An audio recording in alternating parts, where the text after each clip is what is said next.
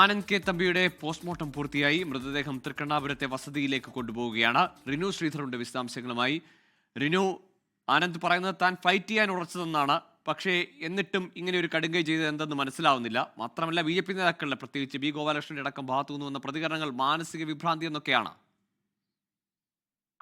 Gokul, Anand K Thampi സുഹൃത്തുമായി നടത്തുന്ന ശബ്ദ സന്ദേശത്തിലാണ് RSS നേതൃത്വത്തെ രൂക്ഷമായി വിമർശിക്കുന്ന ഒരു സാഹചര്യം നമ്മൾ കേട്ടത്. മനസ്സും ശരീരവും പണവുമെല്ലാം സമയവുമെല്ലാം സംഘടനയ്ക്ക് വേണ്ടി നൽകിയിട്ടും ഒഴിവാക്കിയതിനാലാണ് സ്വതന്ത്രനായി മത്സരിക്കും എന്നുള്ള ഒരു കാര്യമൊക്കെ തന്നെ സുഹൃത്തിനോട് പങ്കുവെക്കുന്നത് നമ്മൾ കേട്ടതാണ്. BJPയുമായി ഇടഞ്ഞ ആനന്ദ് CPM-ൽ ചേർന്ന് പ്രവർത്തിക്കാൻ ആഗ്രഹം പ്രകടിപ്പിച്ചതായും പിന്നീട് തീരുമാനം മാറ്റിയെന്നുമാണ് തൃക്കണ്ണാപുരത്തെ ഇടതു സ്ഥാനാർത്ഥിയും വെളിപ്പെടുത്തുന്നത്.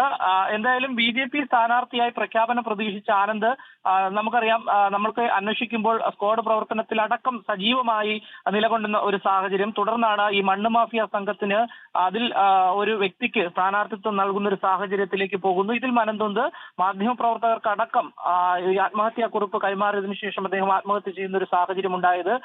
എന്തായാലും വലിയ രീതിയിൽ വിമർശനങ്ങൾ ഉന്നയിക്കുന്ന ഒരു സാഹചര്യമുണ്ട്. ഇപ്പോൾ BJP പ്രവർത്തകർക്കിടയിൽ തന്നെ വലിയ പ്രതിഷേധം ഉയർന്നു വന്നിരിക്കുന്ന ഒരു സാഹചര്യമാണ് അദ്ദേഹത്തിന്റെ ആത്മഹത്യയുമായി ബന്ധപ്പെട്ടുകൊണ്ട്. ഈ RSS നേതൃത്വത്തെ രൂക്ഷമായി വിമർശിക്കുന്ന ശബ്ദ സന്ദേശം കൂടി പുറത്തു വന്നതോടുകൂടി RSSും BJPയും വലിയ കുരുക്കിൽ പെട്ടു എന്ന് തന്നെ നമുക്ക് പറയേണ്ടി വരും. എന്തായാലും അദ്ദേഹത്തിന്റെ മൃതദേഹം പോസ്റ്റ്മോർട്ടം നടപടികൾ പൂർത്തിയാക്കി ഇപ്പോൾ തൃക്കണ്ണാപുരത്ത് വീട്ടിൽ എത്തിച്ചിട്ടുണ്ട്. വൈകുന്നേരം 4 മണിയോടുകൂടി കുരിയാത്തി പുത്തൻകോട്ട ശ്മശാനത്തിൽ സംസ്കാരം നടത്തുമെന്നുള്ളതാണ് ബന്ധുക്കളിൽ നിന്ന് ലഭിക്കുന്ന വിവരം.